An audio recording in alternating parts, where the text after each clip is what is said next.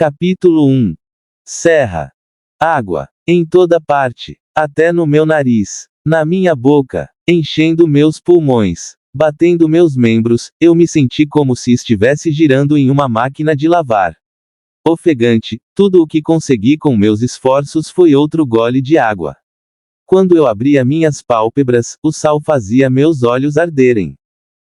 Onde eu estava, algumas formas passaram na minha frente, mas a água estava escura demais para distinguir o que eram. Tubarões? O pânico se instalou quando eu não conseguia me lembrar de como diabos eu tinha entrado na água em primeiro lugar. Meus pulmões queimavam, minha energia estava diminuindo e tudo o que eu podia fazer era olhar impotente para as profundezas escuras. Então, uma memória me atingiu. Eu estava assistindo a um programa de sobrevivência e o apresentador disse que se você se encontrasse debaixo d'água e não conseguisse descobrir em que direção a superfície estava, observe as bolhas subirem. Eu soltei o que restava do ar em meus pulmões e observei as bolhas flutuarem acima de mim. Eu me empurrei naquele caminho, os músculos gritando, assim que um longo objeto parecido com uma corda passou na minha frente. Eu hesitei, mas ele se foi tão rápido quanto veio. Depois do que pareceram horas, mas provavelmente foram apenas alguns segundos, o topo da minha cabeça passou para a superfície. Eu me engasguei e tossi, uma mistura de tirar a água em meus pulmões e inalar o máximo de ar que pude. Nadando na água, olhei ao meu redor para o céu escuro. Algumas estrelas e uma grande lua forneceram luz suficiente para eu distinguir a forma de alguns objetos flutuando na superfície perto de mim. Houve um naufrágio, mas eu nunca tinha estado em um navio. Eu sabia, porque eu teria enjoado. A última coisa que eu lembrava, eu estava na casa do meu amigo cuidando do cachorro. E agora eu estava aqui, no oceano. Que diabos? Eu morava em Ohio. Girei em círculos, desesperada por algo em que me agarrar, um pedaço de madeira flutuante, um barril, uma porta à la Titanic. Meus olhos viram algo grande e eu me aproximei dele. Eu estava quase lá quando o objeto se moveu, girando até que dois grandes olhos captaram a luz da lua. Eu gritei, engolindo água salgada quando um buraco de boca se abriu em um rosto em forma de V, revelando dentes afiados. Aí está você, disse, mas as palavras audíveis não combinavam com a formação da boca. Minha cabeça latejava e meu coração caiu em meus pés. Uma mão com garras envolveu meu pulso e eu gritei novamente. Ela está aqui! A criatura gritou e me puxou em direção a um pequeno grupo das mesmas coisas, todas flutuando na superfície perto do que parecia ser um pedaço de isopor desfiado. Por favor, eu choraminguei, puxando o aperto da criatura enquanto suas garras cravavam no meu pulso. Sinal enviado, disse uma voz do agrupamento de criaturas. O resgate deve estar aqui em breve. Você receberá uma recomendação por recuperar a remessa. Remessa. Espere, eu era o carregamento. O que? Onde estamos? A criatura segurando meu pulso se virou e estreitou seus olhos vítreos para mim. Você não pergunta. De repente, uma longa gavinha carnuda surgiu e vi grandes tentáculos dentro da água. Dezenas de braços de tentáculos foram lançados para fora da água, lançando um spray salgado no meu rosto e o grupo de criaturas começou a gritar em pânico. Um braço de tentáculo envolveu a criatura que estava segurando meu pulso e ele foi puxado para baixo da superfície. Eu fui com ele, conseguindo um pouco de ar antes de ser mergulhada na água. Abri meus olhos e imediatamente desejei não ter feito isso. A criatura que segurava meu braço não tinha mais cabeça. Abri a boca e gritei. Bolhas correram para a superfície quando eu puxei minha mão do aperto sem vida da criatura e nadei para cima. Eu podia ver se debatendo na superfície e abaixo de mim, sombras maciças pareciam querer alcançar meus pés. Eu cheguei na superfície a tempo de ver o caos. Braços de tentáculos bateram na superfície e, um por um, o agrupamento de criaturas foi puxado para baixo. Alguns envolveram meu tornozelo timidamente. Eu gritei, mas tão rápido quanto eles me tocaram, foram embora. Eu fiquei nadando na água, meus músculos queimando com o esforço, enquanto eu observava a escuridão da água mudar de cor com o que eu só podia supor ser sangue.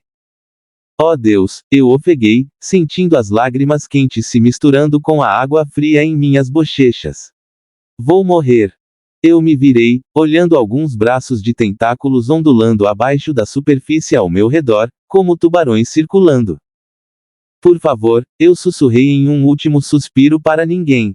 Me ajude. Braços de tentáculos envolveram minha cintura e pulsos. Não. Olhei ao redor, lutando contra o aperto, mesmo sabendo que não havia sentido. Exceto que esses braços não me puxaram para baixo para ser comida membro por membro. Em vez disso, fui puxada para uma direção. Tirei o cabelo molhado do rosto e apertei os olhos para longe, onde mal conseguia distinguir uma grande forma na superfície do oceano. O que quer que estivesse me puxando acelerou e não tive escolha a não ser fechar a boca, respirar pelo nariz e esperar pelo melhor. A forma ficou cada vez maior, até que percebi que era uma ilha, terra. O que? Eu sussurrei quando nos aproximamos. Os braços pareciam me erguer sobre as ondas da maré que se aproximava e justamente quando pensei que ficaria no oceano para sempre, meus dedos dos pés roçaram na areia. Os braços dos tentáculos se soltaram e eu caí de quatro em uma praia. As pedras da areia cortaram minha pele, mas eu não me importei. Eu estava em terra firme. Eu vomitei e cuspi água até minha garganta doer e só então rastejei para fora do mar. Eu não conseguia ver muita coisa no escuro. O que havia nesta ilha? Quem me trouxe aqui? Eu me virei, me perguntando se aquela criatura tentáculo estava saindo da água para acabar comigo. Mas eu não conseguia ver nada, apenas ondas suaves lambendo a areia. Então meus olhos se detiveram em algo tão fugaz que jurei ter perdido. Um objeto redondo balançando na superfície e duas gemas roxas brilhantes. Mas então ele sumiu de vista e eu pisquei. Certamente eu estava vendo coisas. Exausta além da conta, meus instintos de sobrevivência estavam quase zero, consegui avançar mais para o interior até a beira da areia, onde uma grande árvore fornecia alguma cobertura. Eu me joguei em uma folha caída enrugada, tão grande quanto uma cama de solteiro, e fechei os olhos. Adormeci ao som da água batendo e do vento noturno farfalhando os galhos sobre minha cabeça. Abri os olhos, esperando ver as paredes de espuma do mar do meu apartamento e, em vez disso, vi um mar de verdade. Espere, aquilo não foi um sonho? Sentei tão rapidamente que minha cabeça girou. Gemendo, esfreguei minha testa e pisquei para o sol muito direto, muito brilhante e muito quente. Memórias da noite anterior voltaram para mim e por um momento eu mal conseguia respirar. Fechei meus olhos. Isso tem que ser um sonho. É só um sonho. Acorde, Sierra. Mas quando abri uma pálpebra, a visão era a mesma. Mar agitado, praia. O chão estalou abaixo de mim e olhei para baixo para encontrar uma folha roxa. Lançando um olhar mais para o interior da ilha, a vegetação azul me cumprimentou, crescendo da terra esverdeada. Que porra é essa? Isso não fazia sentido. Eu estava em um mundo estranho de cabeça para baixo. Lentamente, eu me levantei, usando o galho grosso da árvore ao meu lado. Quando eu enfiei meus dedos nele, a casca mole saiu em fios como uma casca de banana. Eca, eu murmurei, limpando minhas mãos nas minhas roupas. Vestia uma legging e uma blusa larga, que já sabia que ia ter que tirar ou prender com este calor. Pelo menos por enquanto daria alguma proteção do sol, porque uma das minhas primeiras preocupações era assar como uma lagosta. Eu não tinha sapatos e o chão era esponjoso sob meus pés. A grama azul era macia e amassava a cada passo que eu dava, tornando meu caminho fácil de seguir. Fiz uma pausa, considerando minhas pegadas. Eu deveria ter me preocupar com isso? Ah, tanto faz. Eu não poderia ficar na praia para sempre e pedir comida para a viagem. Eu não tinha nada em mim além de minhas roupas e um elástico de cabelo, que eu prontamente usei para amarrar meu cabelo em um nó. Enquanto caminhava, percebi que a ilha aumentava constantemente em elevação. Não era íngreme, mas percebi que estava subindo. A grama deu lugar a uma vegetação mais densa, tipo samambaia, sob meus pés. Encontrei várias plantas parecidas com cogumelos, mas sabia que não devia comer. Eu estava esperando por uma bananeira aleatória. Ou um coqueiro. Apertei os olhos para os galhos acima de mim, mas não vi nada além de folhas azuis e roxas. Lindo, mas não exatamente comestível. Meu estômago apertou e eu sabia que minha primeira prioridade era a água. Eu poderia ficar um tempo sem comida, mas água fresca era uma necessidade. E assim por diante. Eu não conseguia me lembrar da última vez que bebi alguma coisa. Minha língua estava grossa na minha boca e minha garganta estava em carne viva por toda a água salgada que engoli. Escutei o som da água corrente, mas o bater das ondas no mar abafou a maior parte da atividade ao meu redor. Eventualmente, minhas pernas ficaram cansadas e eu parei em uma área densa de samambaias e afundei nelas. Eu deixei minha cabeça cair em minhas mãos, tentando entender onde eu estava, mas isso não parecia como qualquer lugar na terra. Grama azul, árvores roxas, lama verde, e, acima de tudo, o que eram aquelas coisas no oceano? Eles conversaram e, espera, como eu os entendi? Eu pressionei meus ouvidos e estremeci quando meus dedos cutucaram um caroço atrás da minha orelha esquerda. Algum tipo de dispositivo duro, do tamanho de uma moeda, estava alojado em minha pele. Asando-o, eu só me causei mais dor e, eventualmente, desisti. Isso era alienígena. Eu vinha evitando essa palavra até agora, mas não havia outra maneira de descrever minhas circunstâncias. Este lugar era estranho. Aquelas coisas na água eram estranhas. Eu tinha uma sensação de afundamento no meu estômago de que não estava mais na terra e me senti louca só de pensar nisso. De repente, um farfalhar acima de mim chamou minha atenção. Olhei para cima e, por um momento, pensei que fosse apenas uma brisa antes de 4 grandes olhos olharem para mim. Fiquei imóvel, apavorada com aqueles olhos grandes, quando uma mão de 2 dedos agarrou um galho como um camaleão, se aproximou. Aqueles 4 olhos pertenciam a 2 cabeças, que estavam conectadas ao mesmo corpo. Seus rostos eram muito redondos e achatados, com um corpo peludo e 4 patas. Uma longa cauda envolveu um tronco e a criatura parecida com um macaco de 2 cabeças se aproximou. Qualquer coisa com boca pode morder, minha mãe disse quando visitamos um zoológico e perguntei se uma girafa me morderia. Olhei para a boca dessa coisa, imaginando se era um comedor de carne, pois os galhos pareciam ganhar vida com mais macacos de 2 cabeças. Ele caiu no chão na minha frente e bateu no peito antes de gritar um grito alto que deixou o bando em frenesi. Oh merda, eu murmurei, tropeçando em meus pés quando eles começaram a me aglomerar. Era assim que eu ia morrer. Sobrevivi a uma lula gigante com tentáculos na água e agora ia ser morta pelo planeta dos macacos. Show! Eu assobiei para eles, acenado com as mãos. Eles se assustaram com isso, alguns recuando um pouco antes de mais uma vez avançar. Vai para casa! Eu gritei antes de tentar me tornar o maior possível. Se afastem! Eu me virei e corri. Eu sabia no fundo da minha mente que eu não deveria fugir de um predador, seus instintos naturais seriam perseguir, mas eu fisicamente não poderia mandar meu corpo fazer outra coisa. Meu modo de sobrevivência tinha sido ativado e eu não comandava mais nada. Eu não era a melhor corredora, mas jogava em uma liga de futebol recreativo, então não era como se eu não soubesse o que estava fazendo. Ainda assim, eu sabia, sem dúvida, que nunca correria tão rápido na minha vida. Sons de batidas e gritos altos, berros e chamadas estridentes me estimularam a bombear meus braços e minhas pernas. Jurei que podia sentir sua respiração em meu pescoço e suas mãos agarrando minhas roupas. Então, eu comecei a gritar também no máximo dos meus pulmões enquanto eu saía para a praia. Corri até chegar à água e só então me virei para enfrentar esse bando de macacos. Só que eles não pisaram na praia. Na verdade, a ilha agora estava em silêncio. Eu podia ver alguns deles nas árvores perto da costa, balançando preguiçosamente como se não tivessem me perseguido por quilômetros. Eventualmente, eles recuaram completamente com alguns últimos gritos baixos, deixando-me sozinha na praia.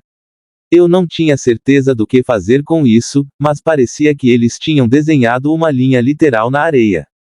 O interior era deles. A praia era minha. Afundei na água batendo na areia, não me importando se estava molhada de novo. Isso significava que eu estava praticamente faminta. Eu não encontraria água fresca aqui. Quanto à comida, talvez eu pudesse aprender a pescar. Tom Hanks fez em Náufrago. Algumas pessoas no programa Sobreviventes, Survivor, fizeram isso. Só de pensar nisso já me enchia de exaustão. Eu estava tão cansada e com fome que meu estômago estava com cãibras. Como diabos eu sobreviveria a isso? Sem me preocupar em me levantar, rastejei de volta para a folha onde passei a noite. No meio do caminho, levantei a cabeça e parei. Alguns vasos estavam perto da minha folha. Colocados lá intencionalmente. Eu me virei freneticamente, procurando um companheiro, outra alma viva além de mim e dos macacos, mas não vi nada. Ninguém. Aproximei-me e encontrei um grande jarro, bem como uma tigela cheia do que parecia ser comida. Cheirei o jarro e a água. Água fresca. Derramei algumas gotas na minha mão e provei com a minha língua, eu mal podia acreditar, isso era água fresca, embora com um leve sabor de vinagre. Simplesmente surgiu aqui em um jarro. Para mim? Virou a ilha do iFood, eu murmurei. Que diabos?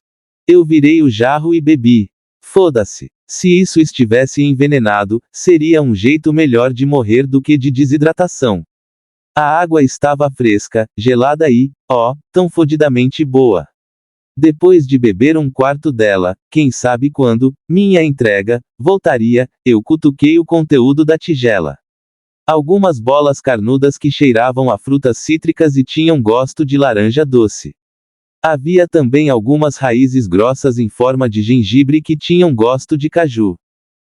Comi o quanto alcei antes de embrulhar o resto em uma folha fresca e guardá-la em um buraco que fiz na casca mole de uma árvore próxima. Quanto ao jarro, coloquei uma folha por cima e prendi-a com meu amado elástico de cabelo. Cabelos soltos ao vento, sentei na minha folha e olhei para o oceano. Embora a comida e a água pudessem pertencer a alguém, havia algo na maneira como ela foi colocada, bem perto da minha cama, que parecia muito deliberada. Como se fosse para mim. Então, alguém me deixou essa comida e água. Mas quem? Ou o que? E por que eles desapareceram novamente? Eu deixei meu queixo cair sobre meus joelhos. Bem, eu ia descobrir. Eu ficaria aqui, acordada, até que alguém aparecesse novamente. Pelo menos eu tinha algo pelo que esperar agora. Algo além de morrer de fome. Capítulo 2. Quist. Eu assisti enquanto a fêmea bebia o quá que eu tinha fornecido a ela. Seus pequenos dedos vasculharam a comida que eu havia cuidadosamente selecionado para ela. Eu tinha colhido aqueles guarás frescos para ela e dado apenas as melhores partes do meu suprimento. Eu não tinha certeza do que mais ela poderia comer. Ela parecia tão pequena na areia. Eu só tinha visto uma outra como ela antes, ela tinha cabelo roxo e estava ligada a um guerreiro como eu tinha sido antes. Muito tempo atrás. Parecia ser em outra vida. O Frechas lambeu meus tentáculos onde eu me escondi, observando a fêmea. Eu não tinha certeza do que ela era.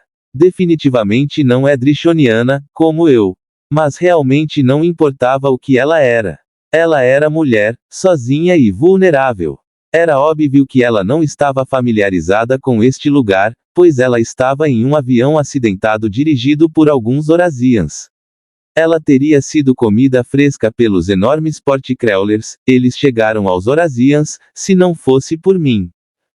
Eu gostaria de devolvê-la para sua casa, onde quer que fosse, mas isso foi o melhor que pude fazer, já que ela não conseguia respirar no Frechas. Seus suspiros e gorgolejos enquanto ela lutava sob a água salgada me encheram de raiva. Ela pertencia a algum lugar seguro e feliz. Os Muncas não pisavam na areia. Eles sabiam que eu estava aqui e, embora Muncas não fossem meu petisco favorito, eu não hesitaria em matar um por sua carne fibrosa. Eles sabiam disso, então eles ficavam no interior. A fêmea parecia entender, enquanto ela ficasse na areia, ela estava segura. Por enquanto, eu admirava seu pensamento crítico rápido.